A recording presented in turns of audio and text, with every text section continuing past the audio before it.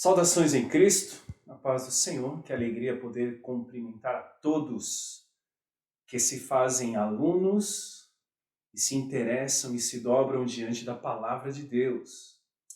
Nós sabemos que guardar a palavra do Senhor, temê-lo e temer ao Senhor é um princípio de sabedoria. Estamos juntos mais uma vez, que alegria poder saudá-los com a paz do Senhor, em mais uma aula.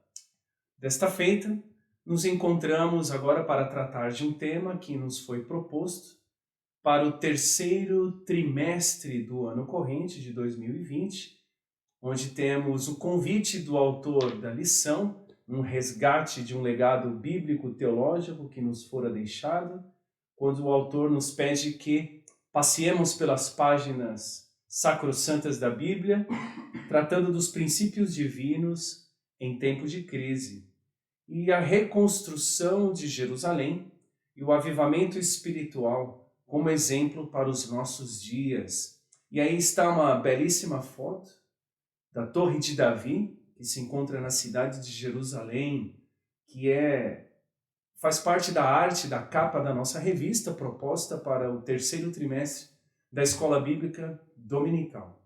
A nossa saudação aos nossos superintendentes, aos nossos pastores, que com graça aos olhos e bondade no coração, nos convidaram e nos cederam mais uma vez a oportunidade e o espaço para que juntos estejamos estudando mais uma preciosa lição, e esta pautada no livro de Esdras. Vamos aqui avançar os nossos slides. Você poderá perceber que estamos na terceira lição do nosso trimestre. Lição esta reservada para o dia 19 de julho de 2020, onde mencionaremos o conteúdo da lição relacionado ao despertamento e à renovação do altar. O despertamento renova o altar. E, para tanto, nós vamos encontrar a leitura bíblica em classe que nos fora proposta pelo autor no livro histórico que compreende a Bíblia hebraica. Está no capítulo 3 de Esdras, versículo 2 até o 13, e nós separamos aqui. Obviamente você não conseguirá ler a arte que eu coloquei aqui, a interação com os versículos sendo apresentados no slide, mas o texto, por certo, já foi lido por você. Encontra-se em Esdras, capítulo 3, os versos 2 ao 13. E o livro de Esdras, ele trata de um momento histórico muito importante para o povo hebreu, e desta feita já conhecido como o povo judeu, retornando do cativeiro babilônico. E nós vemos algumas levas que retornam para a cidade de Jerusalém por uma liberação do édito do rei Ciro.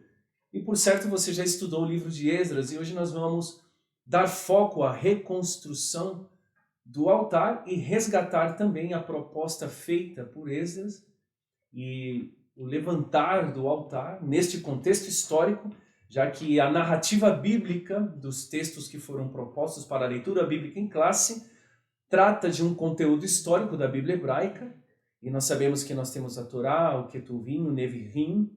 Neviim fala dos profetas e o Ketuvim, o tratamento histórico do povo hebreu na Bíblia hebraica. Vamos seguir. Aí está as referências, Esdras, capítulo de número 3, os versos propostos para a leitura bíblica em classe, dos versos 2 ao 13. E, por certo, você identificou o versículo de número 3, onde diz: "E firmaram o altar sobre as suas bases, porque o terror estava sobre eles, por causa dos povos das terras, e ofereceram sobre ele holocaustos ao Senhor, holocaustos de manhã e de tarde." E vimos aí mais uma vez a presença do altar mencionado no texto, já que vamos falar sobre o altar que é reconstruído, é renovado, porque a renovação alcança também a renovação do altar. E esse despertamento é importante para os nossos dias. A lição é contemporânea, oriunda aos nossos dias. Estamos vivendo dias nos quais é necessário experimentarmos este despertamento e renovar o altar. Muito bem, vamos lá, vamos avançar os nossos slides.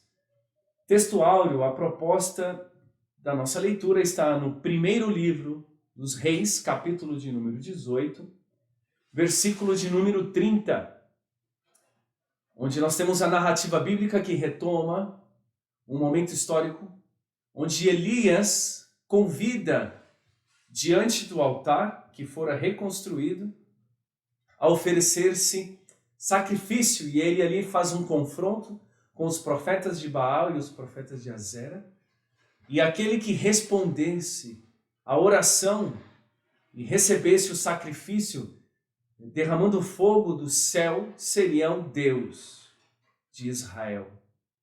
E o texto nos diz o seguinte: então Elias disse a todo o povo: chegai-vos a mim. E todo o povo se chegou a ele e restaurou o altar do Senhor, que estava quebrado. Tempo de restauração de altar. Vamos avançar na nossa lição. Guardemos esse texto bíblico no nosso coração. A verdade prática que o autor nos convida a refletir nos diz o seguinte: Satanás jamais derrotará o crente cujo altar é constantemente renovado pelo Espírito. Aqui nós já identificamos a importância da manutenção do altar, de renovação em renovação. Pois quando estamos subordinados a Deus e buscamos em Deus sermos renovados, é uma constante. Não existe um limiar, não existe o aspecto limítrofe, não existe o topo da pirâmide, não existe a abóboda, não existe o pico de uma onda senoidal para a proposta de se alcançar a renovação. A renovação ela deve ser lembrada, como menciona o livro sapiencial de Salomão, no livro de Provérbios, onde ele menciona que a vereda do justo é como a luz da aurora, que vai brilhando, brilhando, brilhando, brilhando. Muitos são contrários à aplicação e à utilização do gerúndio, mas aqui o gerúndio cabe muito bem.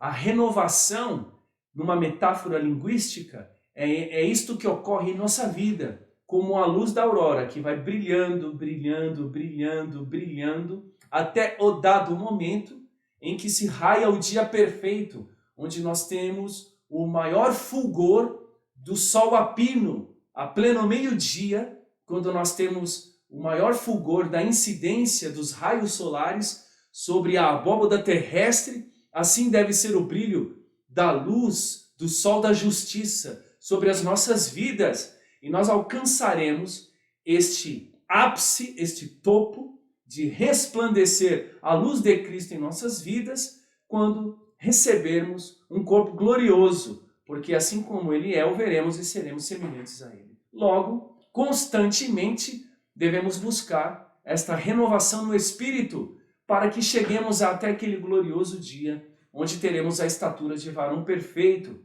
Avancemos. A verdade prática já nos convida para esta reflexão bíblica, né? Que é importante, oriunda aos nossos dias, contemporânea, necessária, e precisamos receber do Espírito Santo essa constante renovação e restaurar o altar do sacrifício diante de Deus. Vejamos a importância desta ênfase, altar de sacrifício. Vamos adiante. O autor nos convida enquanto professores, e eu sei que estou falando a mestres e doutores, a assíduos alunos da Escola Bíblica Dominical, espaço que reservamos, espaço físico, espaço temporal, aspecto da consciência, do cognitivo, das faculdades mentais, de todo o nosso ser, quando nos voltamos para o estudo da Palavra de Deus, e no lugar do aprendizado, que é o lugar da Escola Bíblica Dominical, onde enquanto ensinamos, pregamos, e enquanto pregamos, ensinamos, resgatando aí um princípio bíblico-teológico, pedagógico, de saudosa memória do pastor Antônio Gilberto, a especificidade da lição nos propõe que devemos elucidar, entender, comprovar verdades pertinentes ao conteúdo desta lição, que dizem respeito ao significado do altar, no Antigo Pacto, na Antiga Aliança, no Velho Testamento, nas páginas veterotestamentárias, quando surge menção do altar e qual o seu objetivo, qual o seu propósito, para que o altar foi construído. Entender este ponto de elo entre o Velho Testamento e o Novo, porque os elementos veterotestamentários pertencentes ao tabernáculo, entre eles o altar, você vai resgatar esse conhecimento bíblico que você já o tem, apontam para Cristo.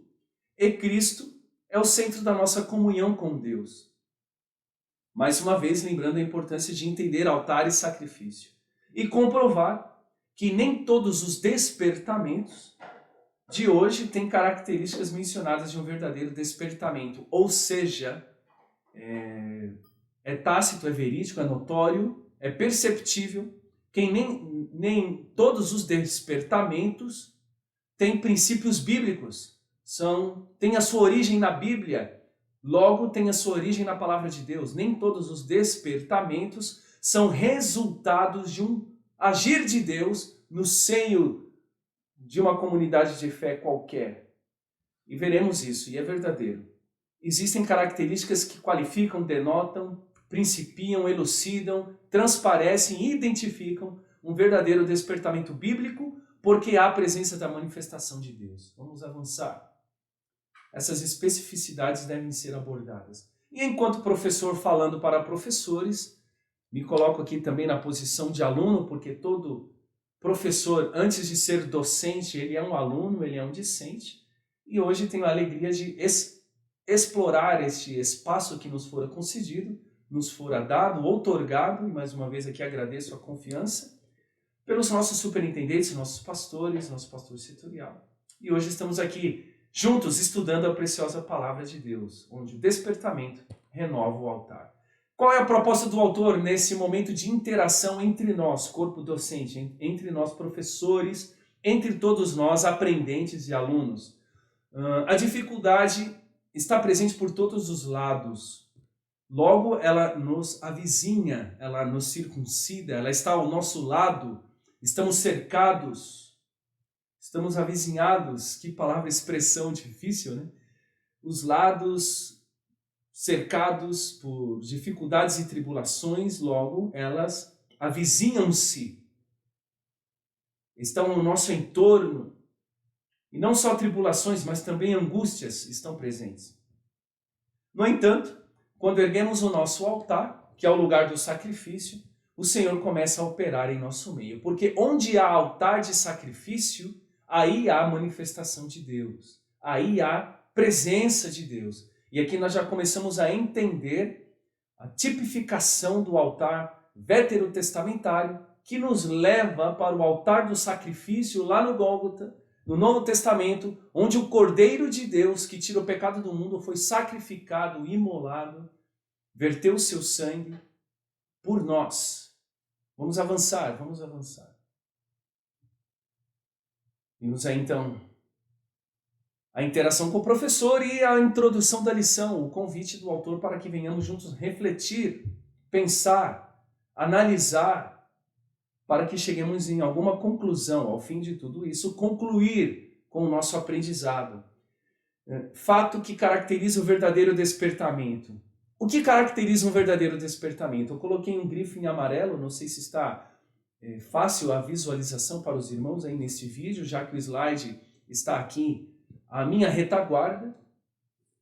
A necessidade.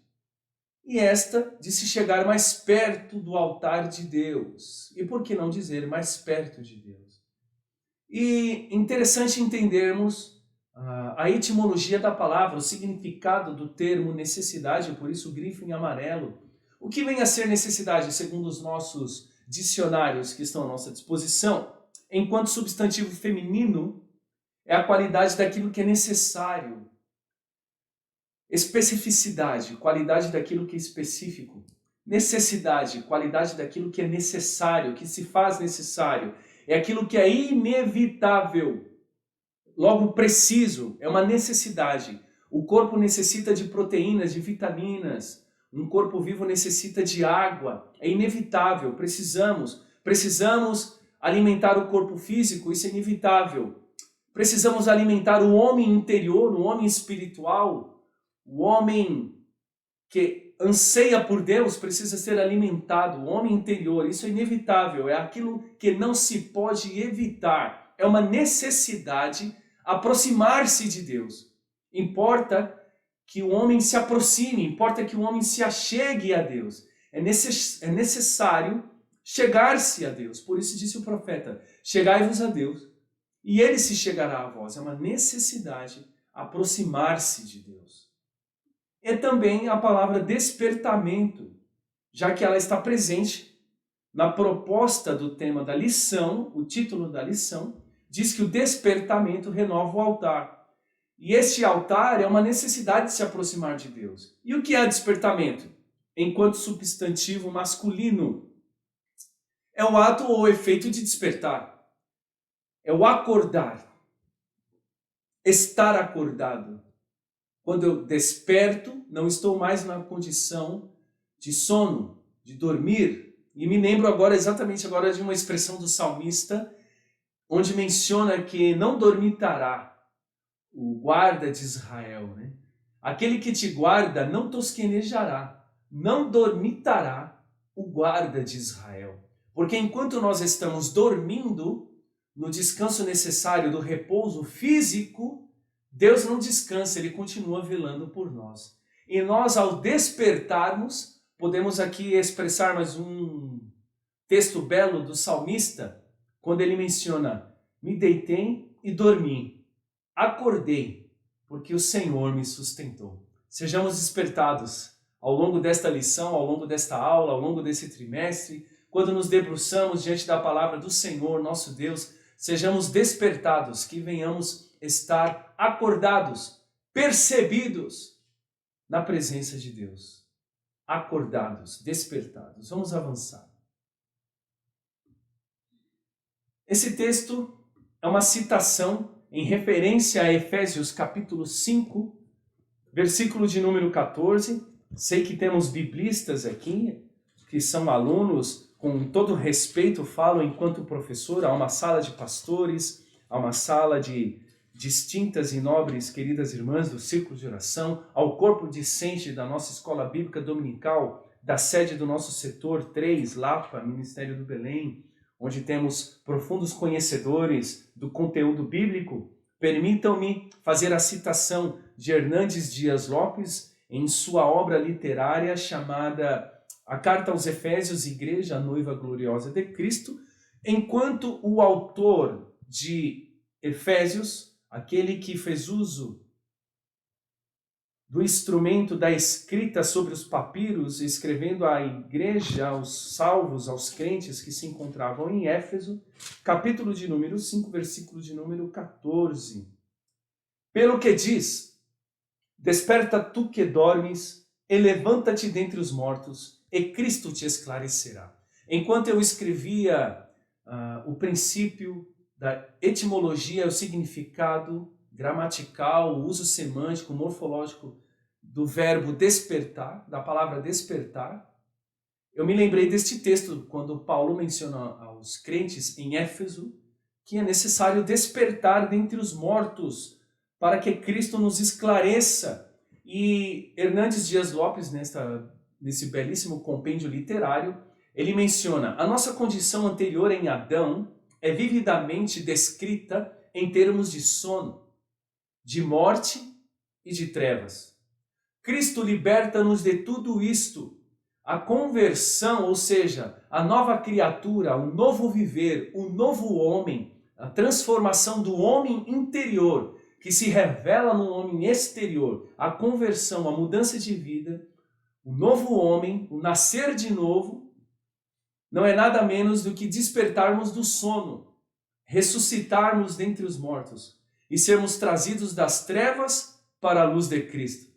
Eu te convido a glorificar a Deus. Belíssima interpretação hermenêutica da carta aos Efésios, capítulo 5, versículo 14, do reverendo Hernandes Dias Lopes, que é uma citação nesse estudo nesta manhã, inserido aqui por nós. Permita-me trazer esta elucidação para ampliar o nosso raciocínio e ver a importância do despertamento.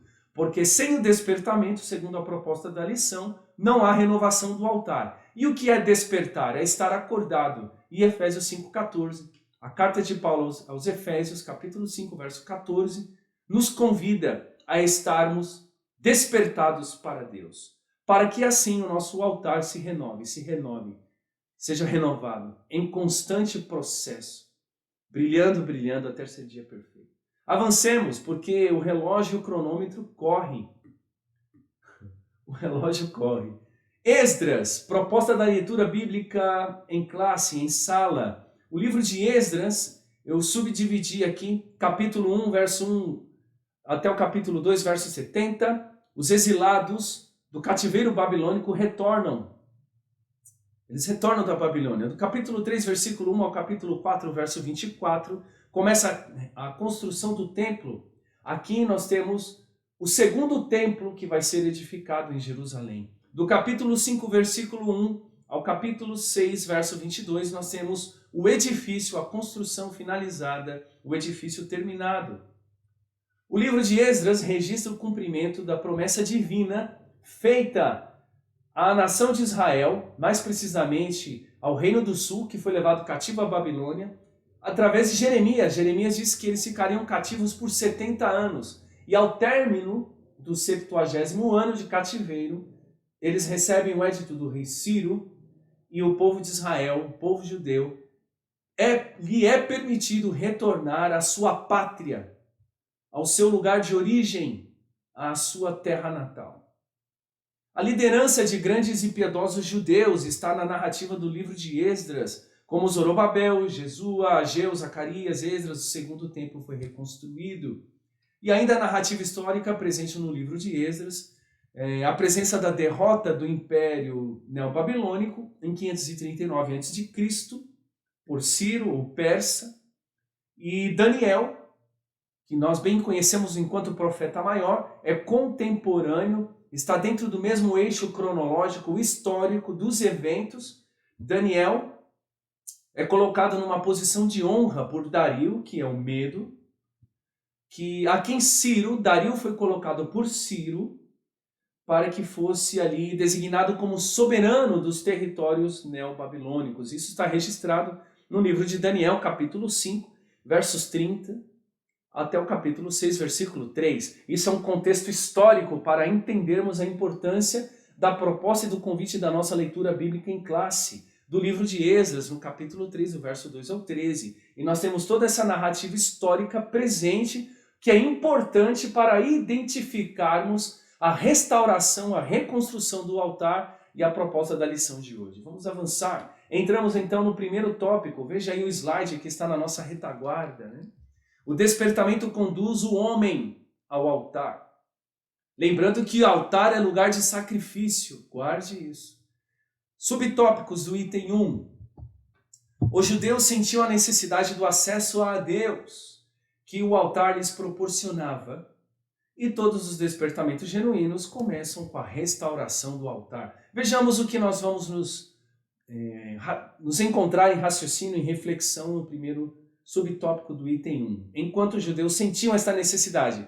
E o que é necessidade? Vamos resgatar o que vimos lá nos slides iniciais. Necessidade é a qualidade daquilo que é necessário, é imprescindível, nos faz falta. Precisamos nos voltar para Deus, ter acesso a Deus é necessário. O homem interior tem sede de Deus, o homem clama por Deus, pelo Deus vivo. E como é possível chegar até Deus? Passando pelo altar. E nós já sabemos que um cordeiro foi imolado no Gólgota, no lugar do sacrifício. O altar é lugar de sacrifício. E para ter acesso a Deus, precisa passar pelo altar. Onde o cordeiro foi imolado, na cruz, no madeiro, no Gólgota. Vamos aqui. O altar representa a presença do Senhor. Vamos avançar.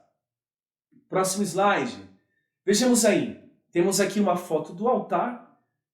Referências bíblicas. Êxodo 40:10, enquanto no hebraico original, misbah é a palavra aí para altar, o lugar de sacrifício, o lugar de holocausto. No Novo Testamento, Mateus capítulo 23, verso 20, desistério é o termo grego aplicado para o altar em Mateus 23, 20.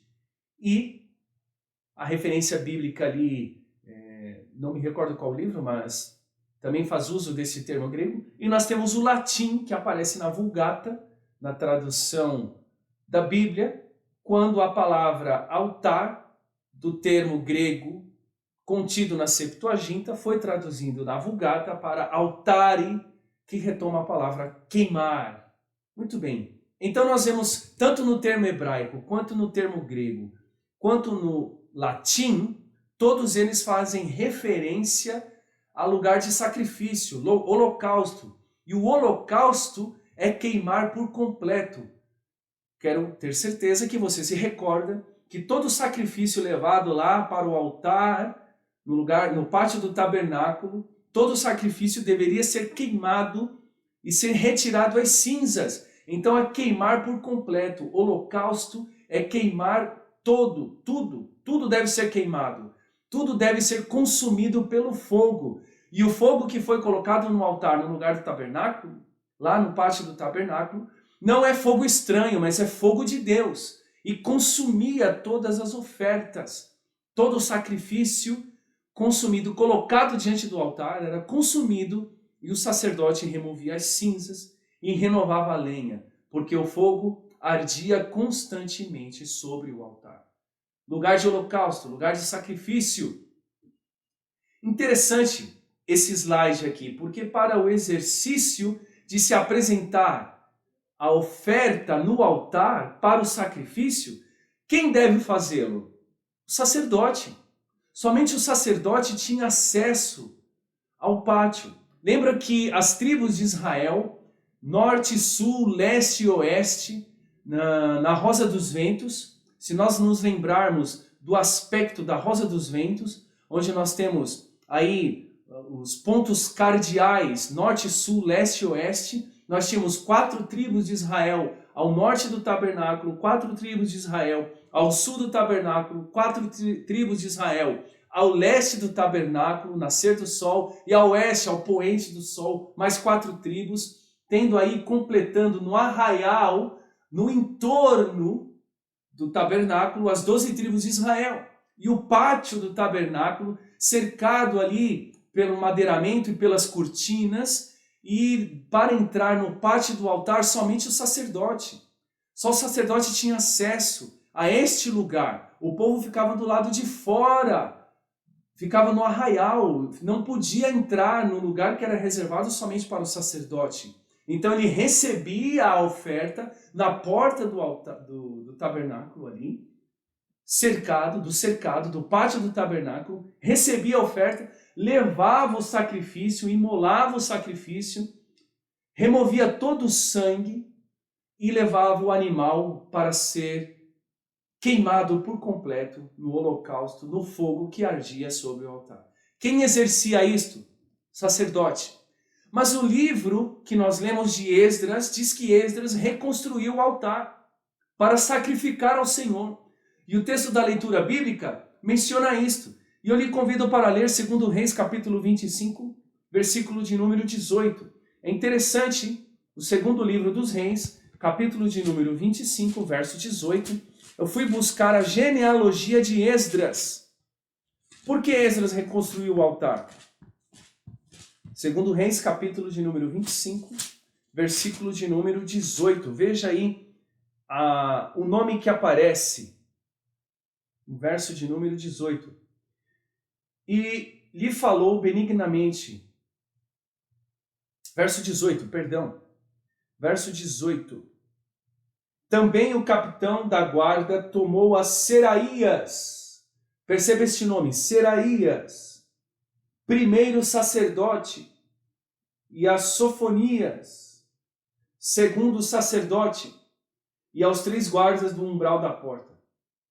Para teólogos estudiosos, há uma menção também em Flávio Joséfo, historiador do povo judeu, retomando a linhagem de Esdras.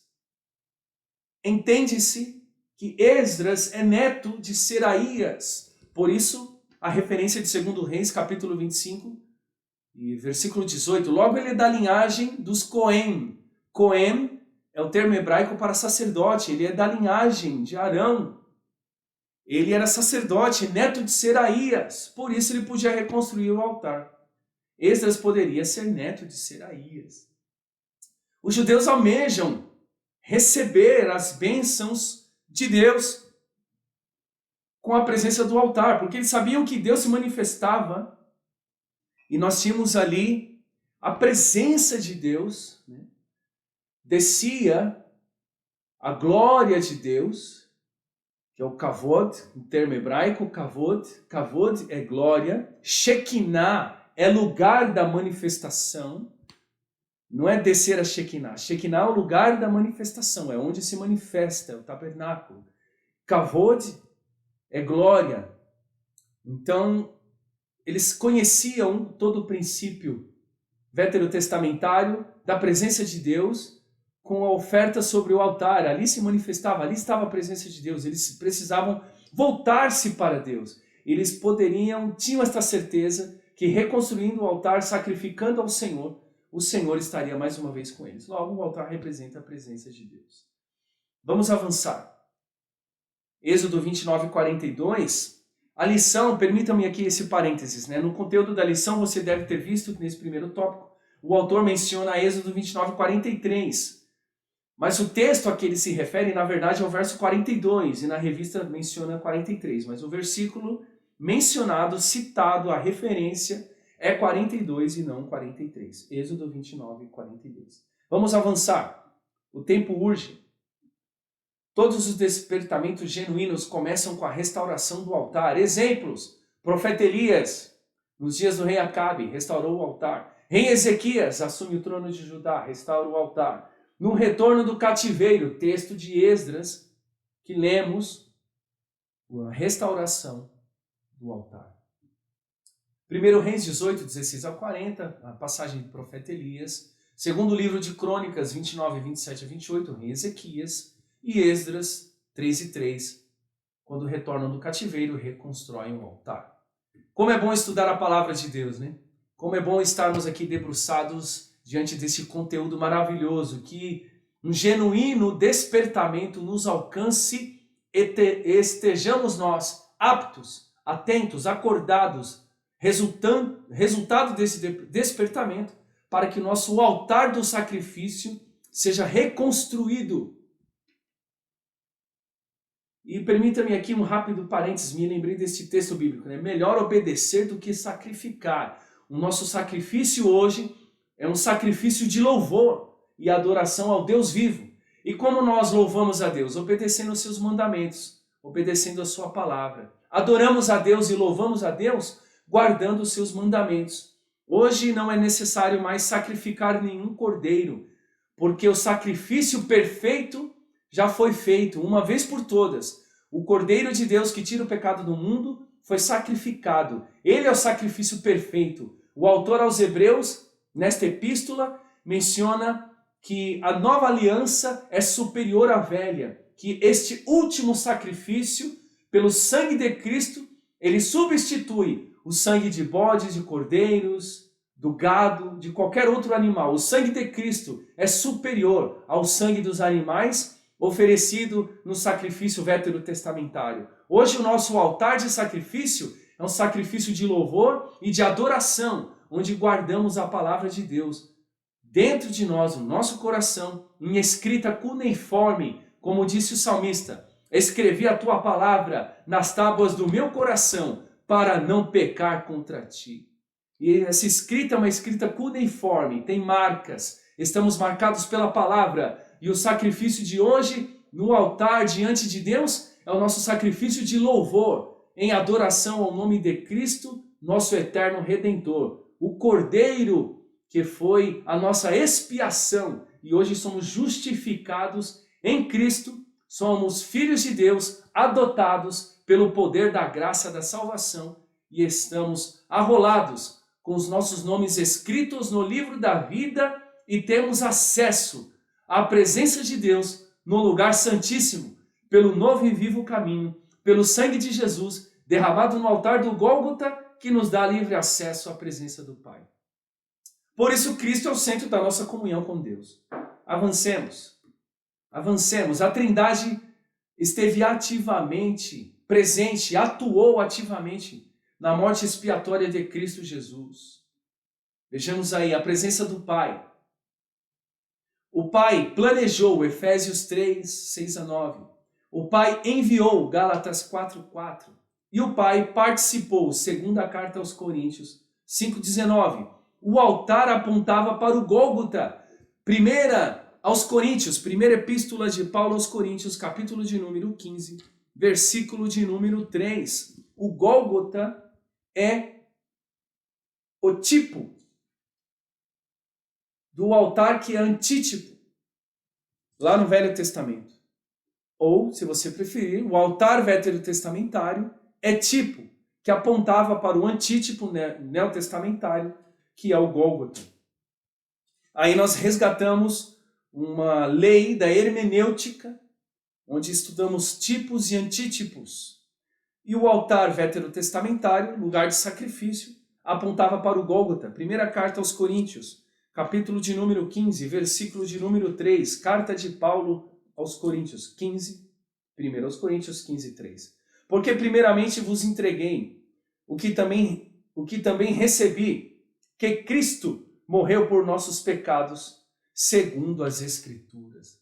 Lá no Gólgota, Cristo padeceu por nós, se fez maldito, pendurado no madeiro, morreu, expirou, e quando expirou, ele disse, está tudo consumado.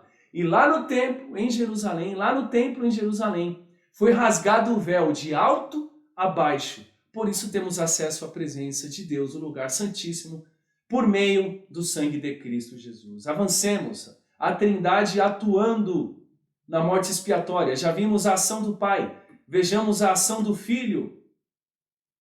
Hebreus 9,14. O Filho entregou-se. 1 Pedro 2,24. O Filho levou.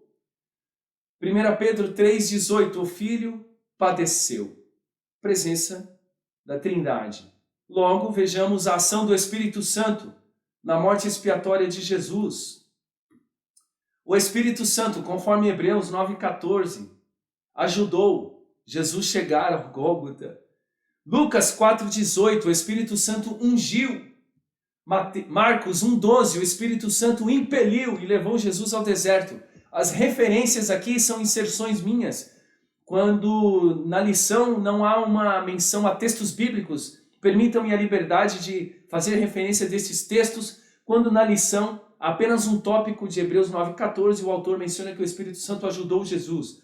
Mas eu me lembrei de Lucas 4,18, quando Jesus entra na sinagoga e lê o rolo do profeta Isaías. O rolo é Sefer, né? Livro, o livro de Isaías, Sefer. Quando ele lê o capítulo 61, o Espírito do Senhor me ungiu, está sobre mim e me ungiu. Jesus entra numa sinagoga, pede o rolo do profeta Isaías e lê exatamente isto. E menciona, hoje se cumpriu essa escritura, o que ouvistes. E Jesus ali praticamente saiu correndo de dentro da sinagoga. E ele diz isso, o Espírito do Senhor me ungiu. Marcos 1,12, quando ele sai ali das águas do Rio Jordão, após ser batizado nas águas por João Batista, o Espírito Santo o impeliu e o levou ao deserto. A Trindade presente no ministério de Jesus. Aí está a Trindade presente no sacrifício e na morte expiatória de Jesus, lá no Gólgota, lá no Calvário. Avancemos. O Espírito Santo quer, pelo despertamento, e pelo despertamento se renova o altar, trazer e mostrar aos homens a grande vitória de Jesus no Gólgota. O Espírito Santo, em Efésios 1,17, revela. O Espírito Santo, Mateus 24:32, ensina. O Espírito Santo, em João 19:30, explica. O Espírito Santo penetra todas as coisas. 1 Coríntios 2:10. Assim o Espírito Santo mostra aos homens que há uma grande vitória por Jesus Cristo lá no Gólgota. E Paulo escreve na carta aos Romanos, onde está, ó morte, a tua vitória? Tragada foi a morte na vitória. Onde está, ó morte, o teu aguilhão? Tragada foi a morte na vitória. Que bênção, que bênção. Maravilha. Vamos avançar. O Espírito Santo revela, ensina e explica. Tópico de número 3, cuidado com as imitações. Esse item é muito interessante. Quando eu coloquei subtópicos que não estão presentes, permitam-me intitular alguns subtópicos pelo conteúdo, pelas perícopes presentes na lição. Eu coloquei esses subitens, movimentos do século inicial, século I da igreja, os primeiros 100 anos da igreja, né? Os primeiros 100 anos com a presença dos apóstolos e a instituição da igreja. Havia já ali movimentos. E o perigo do entretenimento, que também é um subtópico que eu coloquei, inseri, de acordo com o conteúdo do item 3 da lição. Avancemos. Quais são os movimentos presentes ali no século I, né? O autor da lição vai nos dizer que já no tempo dos apóstolos existiam, ocorriam, havia movimentos que realmente tinham alguma aparência de sabedoria. Paulo escreve isso aos crentes que estão em Colosso. Carta aos Colossenses, Epístola de Paulo aos Colossenses, capítulo de número 3, capítulo 2, verso 23. Vejamos. Vamos ler o 22. As quais coisas todas perecem pelo uso, segundo os preceitos e doutrinas dos homens. Porque há doutrina de Deus, doutrina de demônios e doutrina dos homens. Versículo 23. As quais têm, na verdade, alguma aparência de sabedoria, em devoção voluntária, humildade, em disciplina do corpo, mas não são de valor algum, senão para a satisfação da carne. Logo, Paulo já denota e deixa registrado em seu aconselhamento pastoral, em sua epístola paulina, e chega para nós nos nossos dias este conselho pastoral, que existem sim movimentos de aparência de piedade, mas na verdade são para satisfação da carne. E poderíamos aqui elucidar alguns que são mais pertinentes ao próximo tópico. O aspecto do entretenimento, o culto genuíno, que é o lugar do serviço a Deus. O lugar do culto é servir a Deus. O lugar do culto é a adoração a Deus. O lugar do culto é a proeminência ao nome de Jesus, onde nós nos esvaziamos de nós mesmos e nos enchemos da presença dele. Por isso João Batista disse, importa que eu diminua e que ele cresça. Isso é o lugar do culto. Mas no lugar do entretenimento, o Senhor diminui e o homem cresce. O autor da vida é esquecido e os holofotes são colocados sobre os oradores na prática e no exercício da sua fala, na sua oratória, no exercício da prédica, no uso de um vocabulário cheio de expressões, de falácias. Deixa-se Deus. Deus não é mais proeminente, não é mais protagonista, e aquele que deveria ser o coadjuvante, que é o homem, passa a ser protagonista. E Deus, que é o protagonista, passa a ser o coadjuvante. Lugar do entretenimento é o próximo tópico. Vamos avançar. O perigo do entretenimento. Avivalistas, especialistas, eu já diria aqui, a lição diz avivalistas ou especialistas, que é uma condição um ou outro.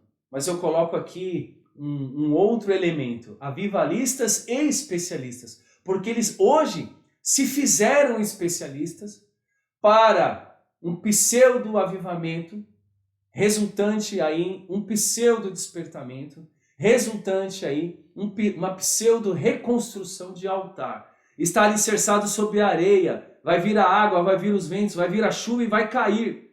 Mas o verdadeiro e genuíno está alicerçado sobre a rocha, a principal pedra de esquina, pedra rejeitada, pedra angular, mas sobre ela nós edificamos o nosso edifício espiritual e não seremos abalados. Estamos firmes. E estes especialistas, com suas técnicas, eles querem dominar o auditório, podendo fazer o público rir, chorar, jubilar, saltar, aplaudir, dar piruetas. Aí vimos aí luzes, neon, holofotes, fumaça, gelo seco, barulhos e ritmos que fazem o corpo se mexer. Aí eu coloquei essa palavra em amarelo aí para dar uma ênfase a ela. É o exercício da catarse. A catarse retoma o anfiteatro grego. O teatro grego, os atores exerciam a catarse. Colocavam uma máscara representavam personagens escondidos de trás dessa máscara, provocando a catarse no seu público, levando-os à explosão de sentimentos, chorando, rindo, aplaudindo, chegando aí ao ápice da percepção sensorial, levando eles aí a um momento de exaustão corporal, de explosão de percepções e sentidos, é a catarse. O que esses especialistas fazem? No entretenimento, os holofotes estão sobre os especialistas. Deus não é mais protagonista, é coadjuvante. O foco está no especialista, no avivalista, no coaching. O púlpito virou um lugar para coaching. É especialista. E ele usa no exercício da catarse, numa prédica e na oratória cheia de palavras de expressão que atuam no inconsciente e no consciente, levando a uma explosão de positivismo, a uma explosão de pensamentos positivos, a uma explosão de treinamento e capacitação, de coaching. O lugar do culto, o lugar do altar, não é lugar de coaching, especialização humana.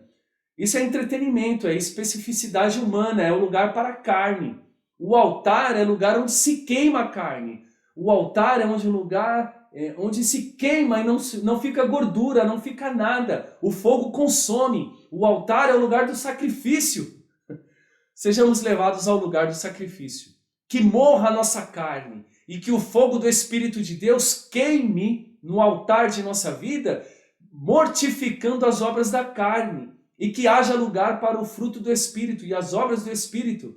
Não seja um altar de entretenimento, mas seja um altar de culto e de adoração, sacrifícios de louvor, em obediência à palavra de Deus. Conclusão da nossa lição, para fecharmos aqui dentro de 50 minutos e não sermos exaustivos e cansativos aos nossos queridos aí que nos acompanham e estão conosco estudando a palavra de Deus.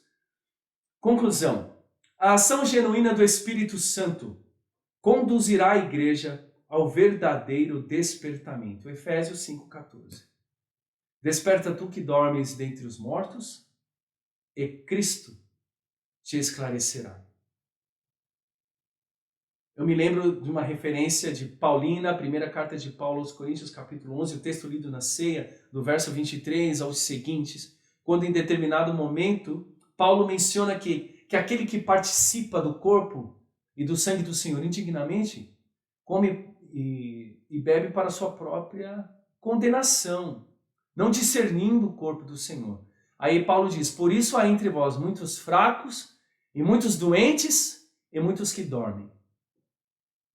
Despertemos desse sono, que o Senhor nos acorde, que o despertamento, que é o estar acordado, despertado, Efésios 5,14 seja uma realidade em nossas vidas, para que o altar reconstruído não seja para entretenimento, para prazeres carnais pessoais, mas seja o lugar do sacrifício, da adoração, do louvor, de submeter-se a Deus, estar subordinado a Deus, onde há a manifestação do fogo do Espírito Santo de Deus, que consome o pecado, que purifica o ouro, que purifica a prata, e sejamos nós purificados.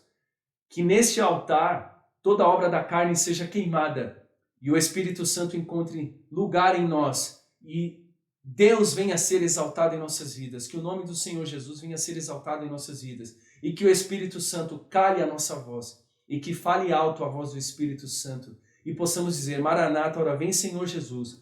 Não demos lugar ao entretenimento, mas demos lugar a um altar genuíno, um despertamento genuíno, a um avivamento genuíno pela palavra de Deus. Que em Cristo Jesus o Senhor nos abençoe a sua vida. Um abraço fraternal a todos os alunos da Escola Bíblica Dominical. Muito obrigado aos nossos superintendentes, aos nossos pastores setoriais. Que Deus em Cristo os abençoe. Amém.